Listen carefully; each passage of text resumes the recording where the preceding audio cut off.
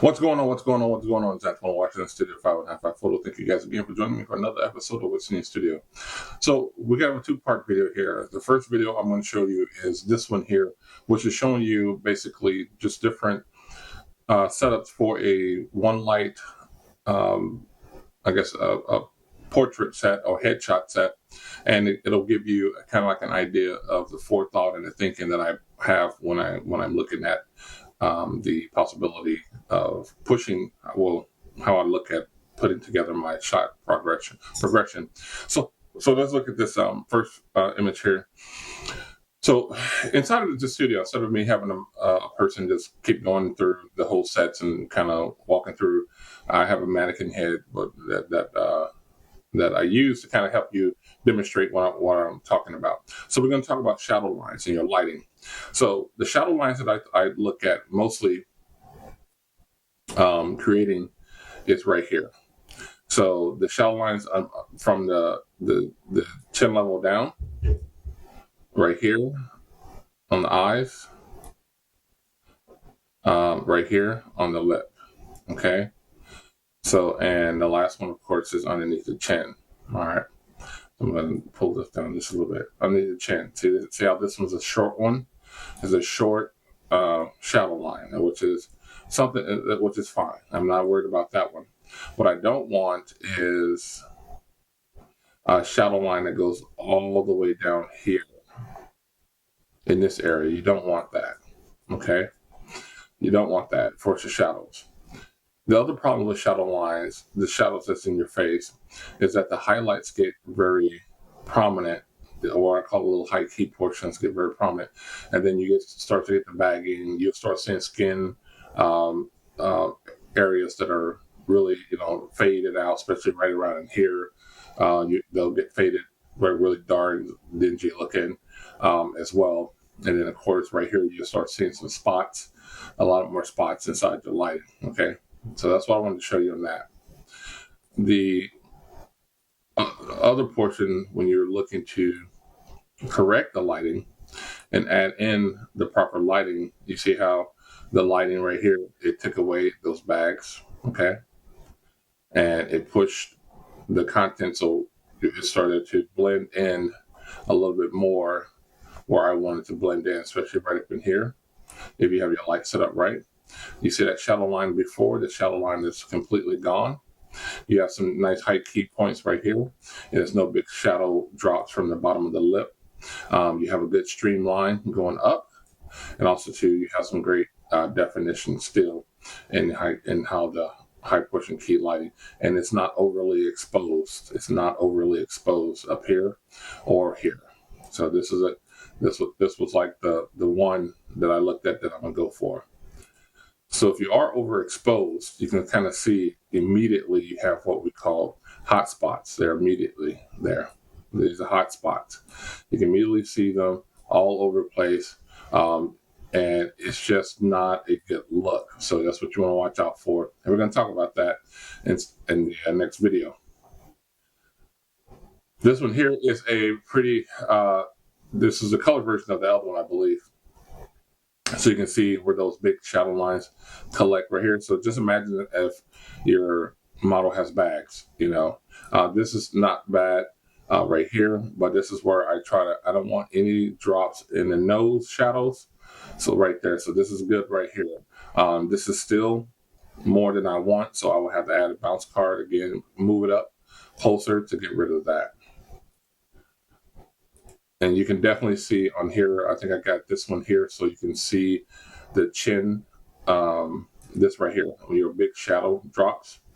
You don't want that, okay? You do not want that in your image because it just totally takes away certain people's necklines. I'm sorry, I didn't mean to do that. And we're going to go here.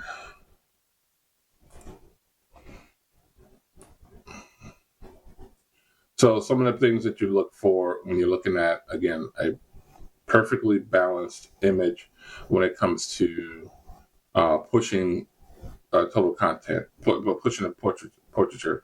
Other things is the whiteness of the eyes.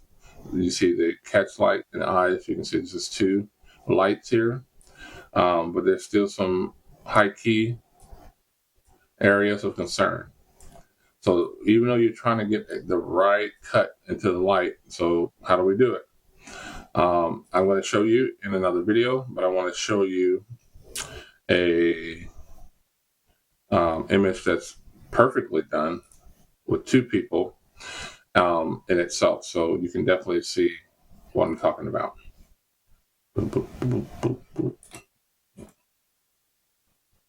Okay, so as you can see right here, there's no big high key.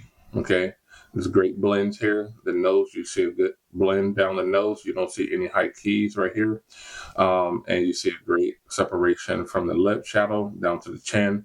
And the lip, you see the high keys on the lip, and you see no shadows underneath the nose, no fallaways of the nose. There's no big bags underneath the eyes. The eyes look really good.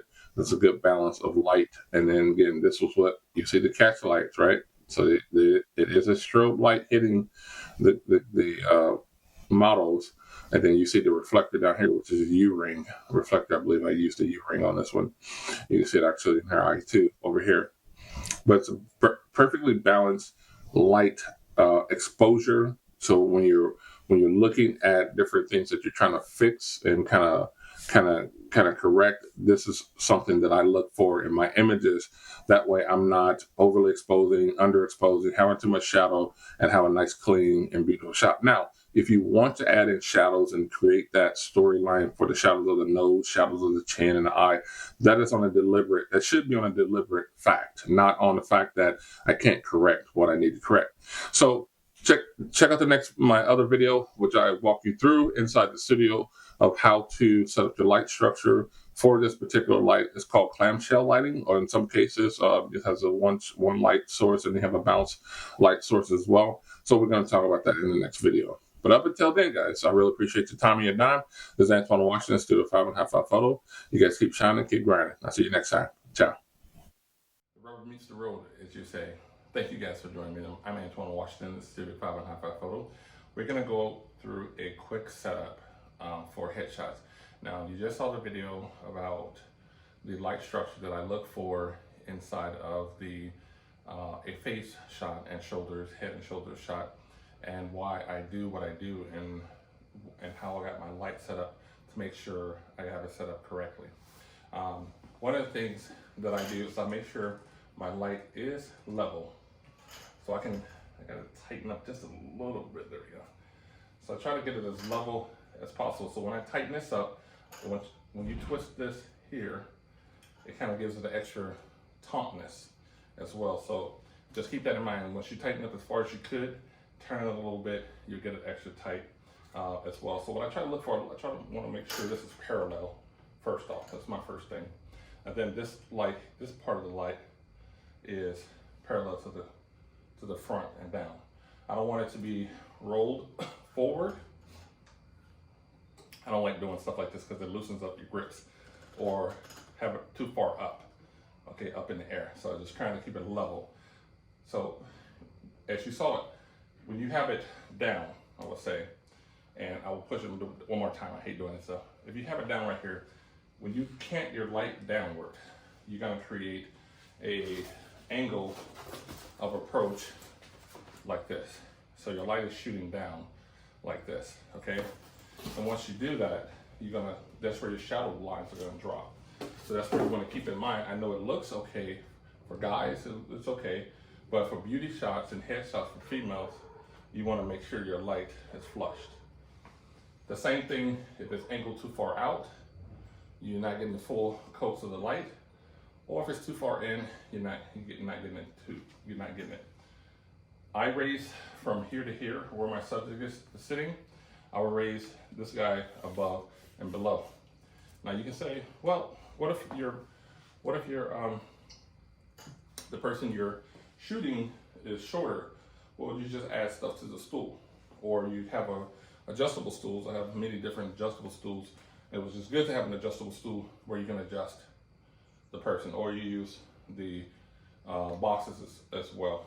So now, the setup I have right here it's on a boom arm. It's a 24-inch beauty dish. Inside the beauty dish is white.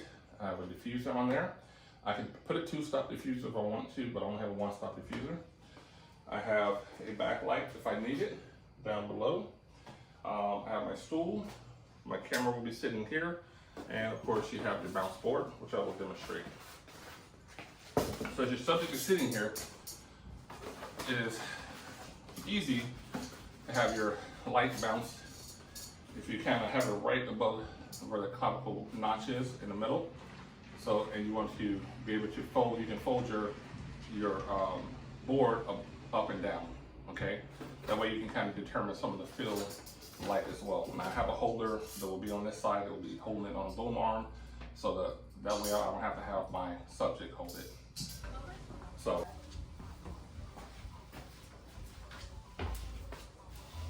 so the light structure from the side, and when you're trying to find and make sure, when you're looking at your alignment of your light, you want to come and sit and check it as well, just to make sure your alignment is well off to your subject. If not, you have to move your subject over and make sure it's right.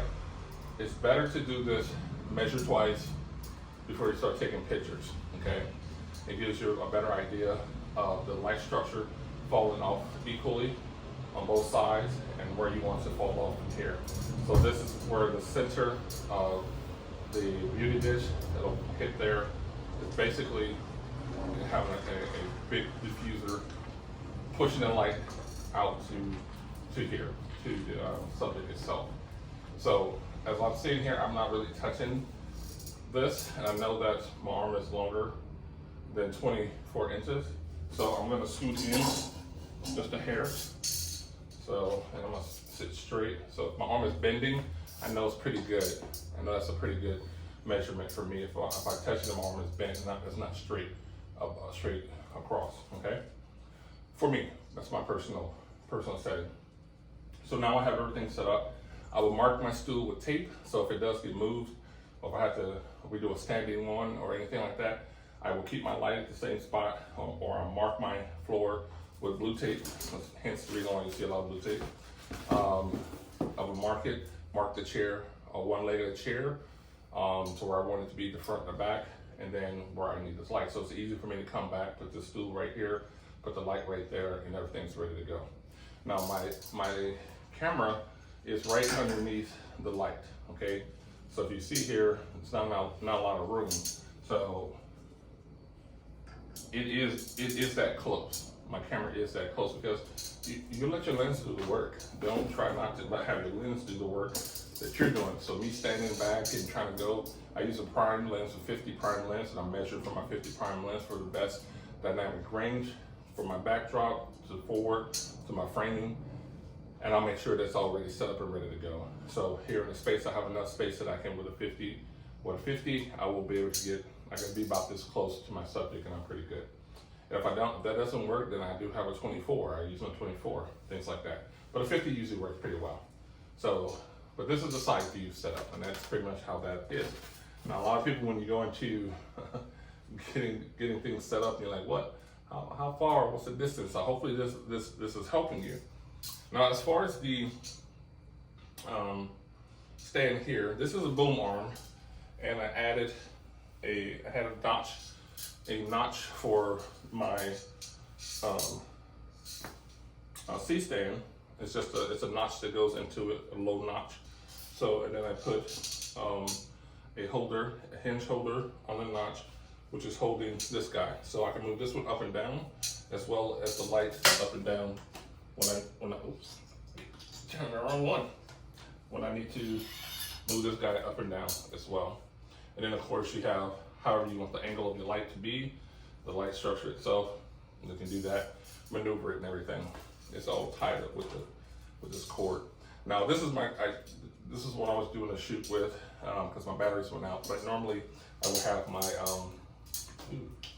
see we can go messing with stuff. Normally that's tight. Normally when I'm using any type of backlight, I will have this be another portable battery pack light just like this one because it's just that much easier. You have to worry about that. But these guys are, when I'm doing professional settings, setups to where I need in a bigger studio, I would bring in these because these are around 600 kilowatts, or what was it, 600 VC, or 500. I'm sorry, these are my 500s. Volts, light down, I don't know, circuitry, I don't know what the hell all that stands for, but these are between 250, 2 to 250. So indoors this is for a closer, for a space that's really very kind of like my home studios. These are great on the street. These are great, but if I'm doing a big production, because of the recycle time and the advantages that this one has, I would definitely use these. But my trigger plays is used for both of these, so I love that fact as well. These are newer and these are impact, and it works out well for me. I know there's a lot of stuff out there. I really don't care what name brand. I'm looking for recycle time, I'm looking for recovery time, I'm looking for wattage, and just the make of it and feel. And this is big. This is a big deal because we understand back in the day how we used to do battery packs and things like that. Now I can get a bigger wattage order for these for about $300 more than this one costs, but you know, I don't need it because I'm in a smaller space, and it's something I just really don't need it on this side of the house for its headshots. This is perfect for headshots, I would dare to say. Other than that, man, it's from what we're going to talk about next is we're going to get back to the video on this with Photoshop to share with you about the light structure and how and why I do that, and where my light is hitting my subject. As you can see, it's flat on, and as it's flat on, I'm reducing shadows underneath the nose, underneath the chin, from nose to the lip, and also from the chin to the chest. I'm reducing the shadows because you don't elongate people's chins. You don't elongate their nose with harsher shadows. So that's why setting up your light and your light the proper way is better than, is best practice to have. So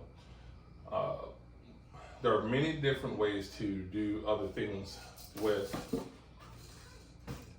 adding light with one light. So you have the bounce structure, and then you have the V-flats that will be here. So if I was to turn this inward towards me, you can see that the light is going into me, reflecting back into me more. And if I wanted to take light away, the opposite thing I would do, I would block the light coming to me, and I would reduce light coming into that. So coming up next, we'll be talking about metering and why metering is very important, even though you do have a lot of light, even though you are using flash, and why it's metering and using metering will be better for the overall project, and also too for you as a photographer and your client, okay? Up until then, I'm Antoine Washington. This is Studio 5 and High Five Photo. Thank you guys again for joining me.